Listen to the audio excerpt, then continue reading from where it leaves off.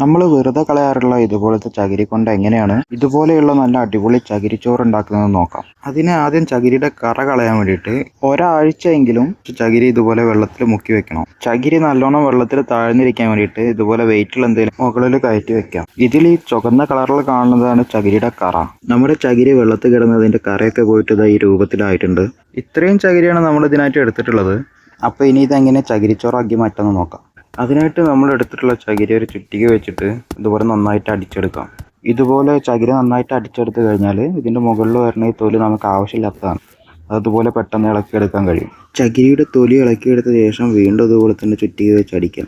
ഇതുപോലെ ചെയ്യുമ്പോൾ തന്നെ കാണാൻ കഴിയും ചകിരിയിൽ നിന്ന് ചകിരിച്ചോറ് ഇതുപോലെ ഇളകി വരുന്നത് കാണാൻ കഴിയും. ഇത് നമ്മൾ ഈ ചകിരി ഇത്ര ദിവസം വെള്ളത്തിലിട്ട് വെച്ചതുകൊണ്ടാണ് ഈ ചകിരിയിൽ നിന്ന് ഈ ചകിരിച്ചോറ് ഇതുപോലെ പെട്ടെന്ന് ഇളകി വരുന്നത്. ഈ ഒരൊറ്റ ചകിരിയിൽ നിന്നാണ് നമുക്ക് ഇത്രയും ചകിരിച്ചോറ് കിട്ടിയിട്ടുള്ളത്.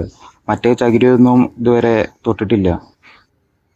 നമ്മൾ ചകിരിച്ചോറ് ഇളക്കിയെടുത്തതിൻ്റെ ശേഷം ബാക്കി വന്നിട്ടുള്ള ഈ ചകിരി നാരുകൾ വേണമെങ്കിൽ ഇത് തന്നെ കട്ട് ചെയ്ത് ചേർക്കാം. നമുക്ക് ആകെ മൊത്തത്തിൽ ഇത്രത്തോളം ചകിരിച്ചോറ് തന്നെ കിട്ടിയിട്ടുണ്ട്.